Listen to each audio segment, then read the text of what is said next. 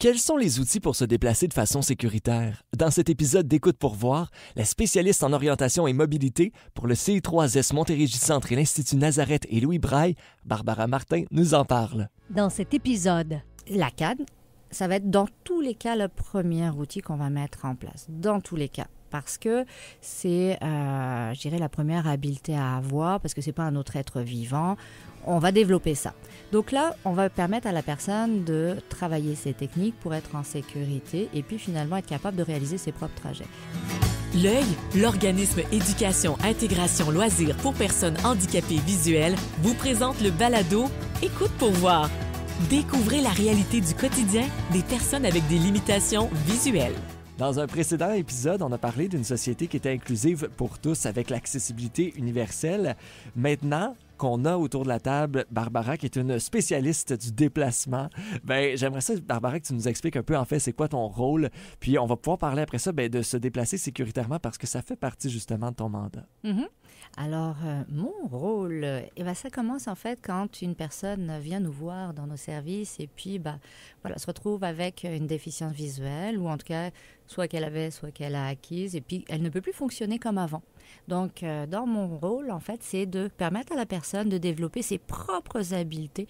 Finalement, c'est des bonnes techniques, des bonnes stratégies pour pouvoir se déplacer de manière autonome et sécuritaire. Et un troisième petit terme qu'on néglige souvent, je dirais, l'être humain est très fort pour ça, confortable. Parce que des fois, ça peut demander beaucoup d'énergie, puis on peut trouver des petits moyens pour que ce soit un peu moins coûteux, moins fatigant.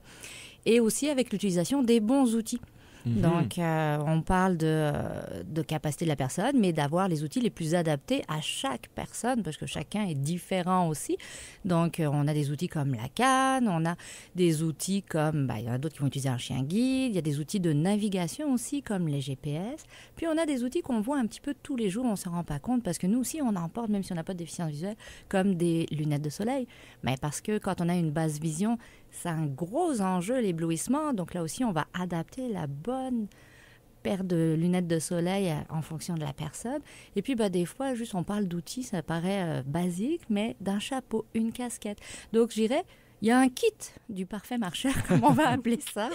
Moi, j'aime ça l'appeler comme ça. Le kit du parfait marcheur, c'est un outil s'il y a besoin, tout le monde n'en a pas besoin, pour être en sécurité, des outils pour être confortable et des outils pour naviguer confortablement. Donc, finalement, pour pouvoir aller où on souhaite aller en fonction de ses propres besoins. Mélissa, toi, tu as utilisé les grands conseils de Barbara dans ton passé. Quel a été le meilleur conseil qu'elle a pu te donner, que tu t'en souviens encore à ce jour? En fait, moi, j'ai eu la chance d'avoir Barbara pour apprendre à me déplacer avec un porte-bébé.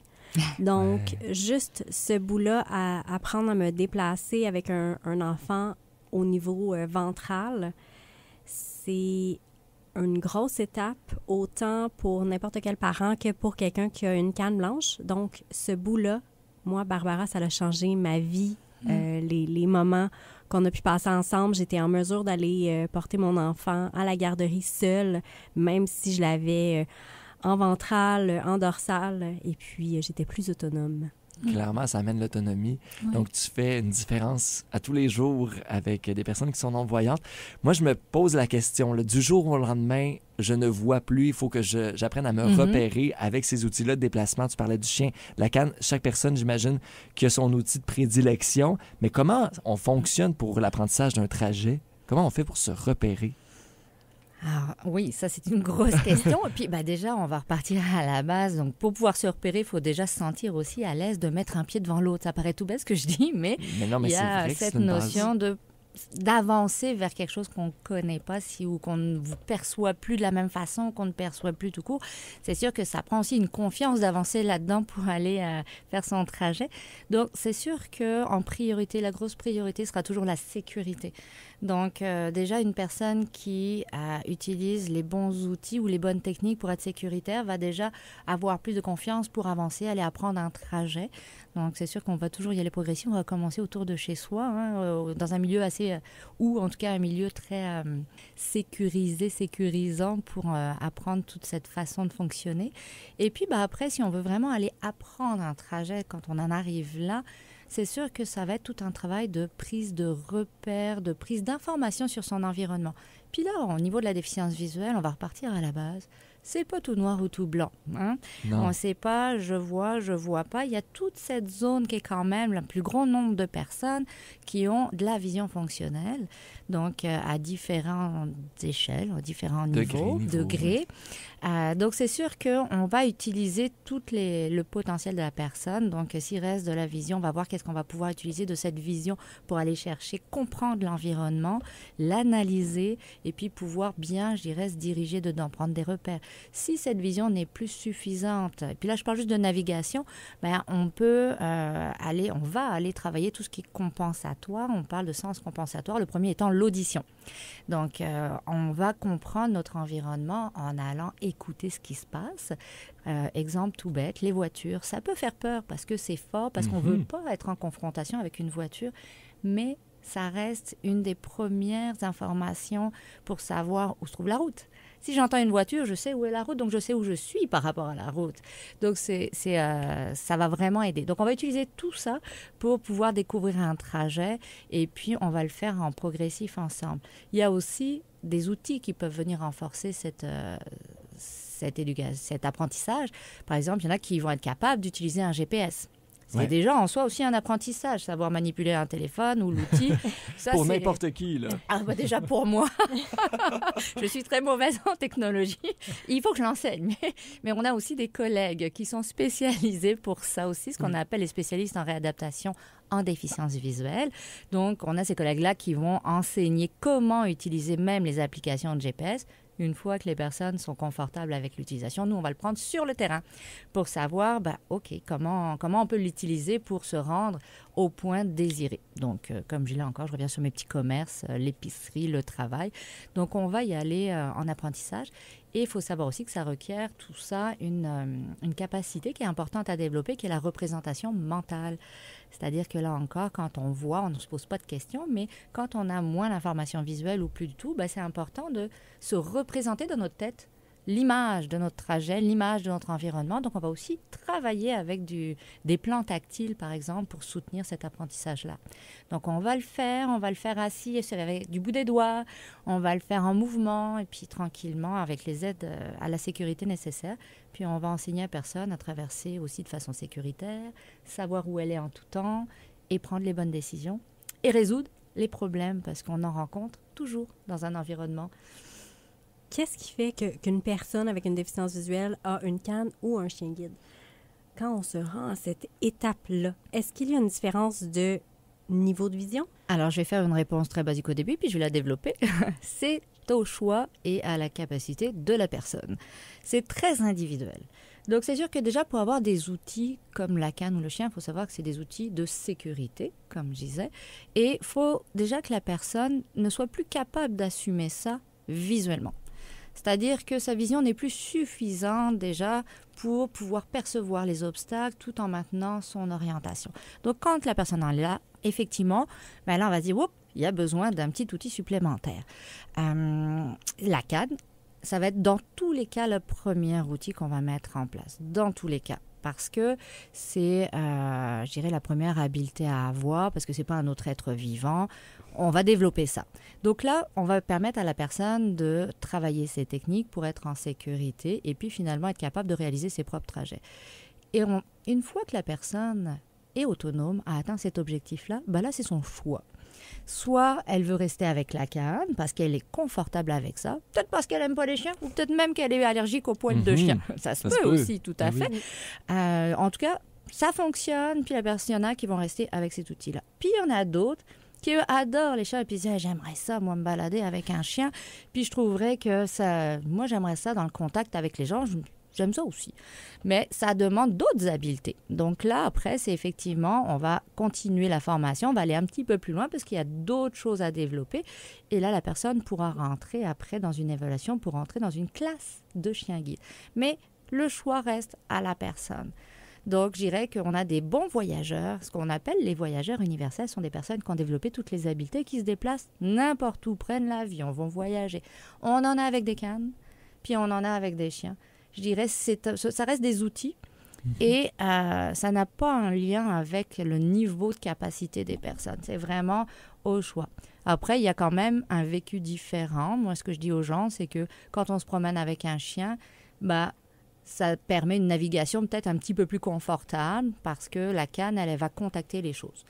Ouais. Le chien va naviguer. Mais ça demande aussi un traitement d'information supplémentaire parce qu'on a quand même un animal qui reste un animal. C'est-à-dire que c'est le maître qui doit quand même le diriger. C'est pas le...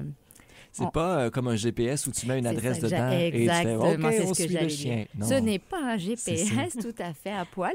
C'est pas un élément magique qui va faire tout son petit trajet. C'est le maître doit toujours être celui qui dirige, celui qui donne l'ordre, celui qui connaît son trajet. Le chien, moi je dis toujours, c'est la petite canne à poil Ouais. qui va éviter les obstacles. Donc ça va être confortable. Je dirais qu'il des fois permet un rythme plus régulier, mais qu'il faut diriger parce que ça reste un animal. Si à un moment donné, il y a un chat qui passe et que le chien a envie d'aller renifler le chat, faut savoir le retenir et dire non, non, non, on reste concentré.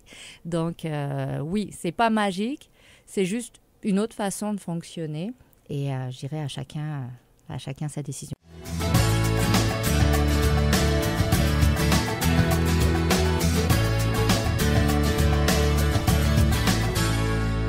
La canne, est-ce que c'est quelque chose qui est difficile à apprendre à manipuler? La canne, à la base, c'est quelque chose qui est difficile à accepter d'utiliser, dans mon cas. Quand j'ai commencé à l'utiliser, je ne balayais pas. Je l'utilisais surtout pour regarder, je ne vous vois pas. Mais maintenant, je l'utilise vraiment en balayage. J'utilise la canne comme une canne. C'est sûr que ça a pris quelques essais parce qu'on ne marche pas avec une canne comme on marche normalement.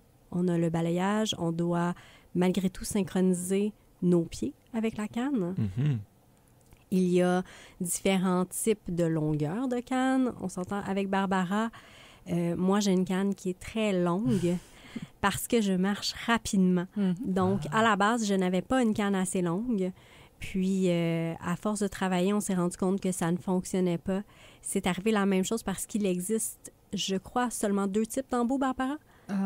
Plus que ça? Oh oui, là, il en existe plus. Ok. Oh, oui, quand même, mais je dirais les 2 classiques. Je vois les oui, 2 classiques. Il existe 2 classiques. Et moi, à la base, j'avais celui qui ressemble à une guimauve. Et on s'est rendu compte que pour moi, dans mon quotidien, c'était mieux d'avoir un embout balle qui est plus gros et qui va moins se prendre dans les craques du trottoir. Donc, je vais être moins prise à devoir déprendre ma canne, à avoir des coups, parce que malgré tout, une canne qui se prend à quelque part, dépendamment comment on la prend, on peut l'avoir dans le ventre, dans la hanche. C'est quelque chose qui peut arriver. Donc, c'est tout cet apprentissage-là autour de la canne, mais quand on l'a, ça va super bien. On n'y pense plus. Des fois, on peut juste oublier de l'amener. Mais... Comme une espèce de prolongation de ton bras. Tu as comme l'impression que ça fait partie un peu de ton quotidien, finalement. Et c'est un outil essentiel, j'imagine, avec le temps. Absolument. Moi, c'est rendu que si je sors de la maison sans ma canne, parce que j'en ai une dans la voiture aussi, j'ai un de mes enfants qui fait « Maman, ta canne! » Donc, pour eux, j'en ai besoin quand je sors, donc je suis certaine de ne pas l'oublier. Barbara, dis-moi, la canne, à quel point c'est un élément sécuritaire? Sa mission à cet outil-là, c'est de dire, est-ce que là où je viens de passer ma canne, c'est sécuritaire pour y poser mon pied? Donc, c'est finalement une garantie de trouver le bon passage, le plus sécuritaire, le plus, je dirais, libre d'obstacles. Et puis, s'il y en a un sur le chemin, la canne va le cogner. Et donc là, la personne, OK, elle va tout de suite avoir le signal de « Oups, j'ai quelque chose » et va utiliser cet outil pour même cerner. Il se trouve où mon passage? Si j'ai une poubelle devant moi, le classique, alors je ne sais pas quelle journée ici elle passe, mais le lundi, toutes les poubelles ont été vidées et puis ça se retrouve à moitié sur le trottoir et ainsi de suite. Bon, là, ça devient justement un parcours assez... tumultueux. Oui, vraiment, oui, exactement. Un petit peu du combattant des fois même. Oui, j'imagine. Donc, effectivement, là, la canne va cogner, détecter, se dire, OK, là, j'ai quelque chose devant moi, il faut que je trouve un autre passage pour ma sécurité. Donc, des fois, ça va être des trous au sol. On n'est jamais à l'abri d'un trottoir abîmé, un trou dans la rue avec des nids de poules, surtout au printemps. Donc, c'est ça. Elle, c'est ça qu'elle va indiquer. L'éducation, est-ce que vous sentez que c'est quelque chose qui est à faire encore beaucoup? Je sais que je déroge un petit peu de se déplacer sécuritairement, mais c'est que pour moi, ça fait partie de la sécurité, que les autres autour pensent à la sécurité des autres. C'est sûr que plus ces réalités-là vont être connues, vont être diffusées, vont être parlées, ce qu'on espère, c'est que chacun pense un petit peu à la possibilité d'eux, donc finalement aux voisins, pour savoir qu'on peut gêner des fois les autres personnes. Donc, c'est ça, je dirais, comme ici, ce podcast. Hein, si on l'écoute, plus il y a de gens qui écoutent. Et puis, finalement, plus on conscientise un petit peu tout le monde. Je dirais, c'est mieux. Mélissa, as-tu l'impression que l'utilisation de la canne t'a sauvé beaucoup de moments où tu aurais pu être blessée? Je crois que oui. Ça m'a quand même bien aidée. Et les poubelles, c'est la journée que je déteste le plus dans la semaine. Et je pensais aux poubelles, mais je voulais juste rajouter une petite image aussi. Tout ce qui est haies qui dépasse à hauteur de tête, les gens qui ont leur haie le long des trottoirs, on n'y pense pas là encore, mais toutes les branches qui peuvent venir sur le trottoir, c'est autant de petites branches qui peuvent venir graffiner un visage quand on ne les voit pas. C'était juste mon petit point. Non, mais ces petits exemples-là sont très importants parce que pour ceux qui écoutent en ce moment le balado, vont avoir juste encore, on parlait de conscientiser, là, vont avoir cette petite image-là de dire, hey, moi, là, est-ce que je prends le temps de m'assurer que ma haie ne déborde pas ou est-ce que ma poubelle est placée au bon endroit? Exactement. Et c'est ça qui va aider à ce qu'on évite des petits accidents qui peuvent être banals, mais en même temps, personne ne souhaite recevoir une branche au visage, que tu sois voyant ou non.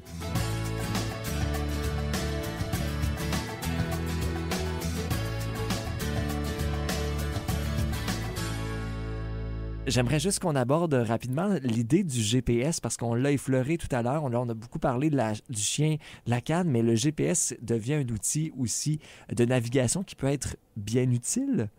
Ben oui, complètement. Je dirais aussi basique que la comparaison où on prend notre voiture, on va à un endroit non familier, on va prendre notre GPS. On a beaucoup ces réflexes-là. Maintenant, les technologies sont très présentes aussi dans notre quotidien. Mais là, non seulement ça va être intéressant, mais des fois, ça peut permettre en plus de marquer des repères, même sur un chemin qu'on fait régulièrement. Ça peut être juste rassurant. Donc, si on peut utiliser cet outil-là aussi dans un trajet qu'on fait tout le temps et juste de se dire, c'est rassurant de savoir que, OK, lui, il va me redire que je suis bien à tel endroit ou de mettre des fois des marqueurs parce que quand on développe cette technologie, on peut aller plus loin que juste elle qui nous parle, à nous dire le trajet. On peut aller mettre des repères aussi par rapport à son propre intérêt puis à ses propres besoins.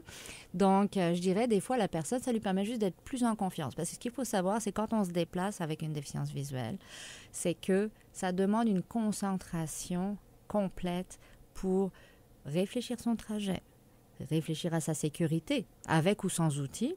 Ensuite, s'adapter à l'environnement qui bouge autour de nous, qui n'est jamais le même. La veille, le lendemain, ça change tous les jours. Donc, c'est une concentration énorme. C'est déjà une concentration pour quelqu'un qui voit. Déjà. Je ne peux même pas imaginer si tu ne vois pas à quel point la concentration doit être encore plus grande. Donc, c'est-à-dire que ça, c'est énorme. Et puis, on est tous humains et on a beau avoir un besoin de concentration. Ça se peut que des fois, notre concentration s'en va parce qu'on a pensé à autre chose, parce qu'on a d'autres soucis, parce que, là, j'ai oublié... On est entré dans la liste d'épicerie, là. C'est ça. Et puis l'enfant à l'école et aller chercher. Donc, ça se peut qu'à un moment donné, on pense qu'on a déjà traversé notre première rue et on ne l'a pas traversée. Ou à l'inverse, on l'a pas traversée, on l'a traversée sans s'en rendre compte. Et là, le GPS, des fois, peut venir suppléer ça et puis nous dire « Oh là, mon GPS me dit que je suis déjà à tel endroit, je pensais pas. » Ça rassure, peut se dire « Lui, il vient redonner une petite donnée. » Donc, c'est sûr que c'est un outil qui peut être très aidant. C'est sûr que ça demande des capacités, des habiletés aussi de faire le lien entre ce qu'il nous raconte et puis l'environnement qu'on est capable d'aller analyser. C'est quand même une belle capacité à développer. Absolument. Donc, c'est pas tout le monde qui les utilise, mais c'est un beau plus pour s'assurer finalement d'une garantie dans la navigation et puis de savoir où on est par rapport à notre trajet. C'était très intéressant, encore une fois, d'en apprendre plus sur la sécurité dans un déplacement. Vraiment, merci beaucoup, Barbara. Avec grand plaisir. Merci à vous. Dans le prochain épisode, Mélissa et moi-même, on s'entretient avec François Audy, un membre de l'organisme L'Œil qui nous livre un poignant témoignage. Je pense que dans les deux cas, il y a des pots puis des comptes. Hein. Quand tu as déjà vu, il y en a qui disent « Ah, ça doit être terrible de ne plus voir, je sais pas ce que je ferais. » Moi, comme j'ai dit tout à l'heure, non, moi je regarde en avant, c'est pas ça. Là. Mais j'ai la chance de savoir c'est quoi rouge, bleu, blanc, jaune et vert. Je le sais c'est quoi. Là. Que si quelqu'un me dit « J'ai une belle plante, ça a des feuilles vertes avec des fleurs rouges », je le sais c'est quoi. Quelqu'un qui n'a jamais vu, des fois, il y en a qui disent « Ça doit être moins épais, ils savent pas ce qui manque. » Ouais, mais ils savent pas c'est quoi bleu puis rouge. Pour de l'information sur les services offerts par L'Œil, l'organisme Éducation, Intégration, Loisirs pour personnes handicapées visuelles, Visitez oeilgrandbay.ca ou contactez-les au 450-991-0777. Le balado Écoute pour voir, une production M105.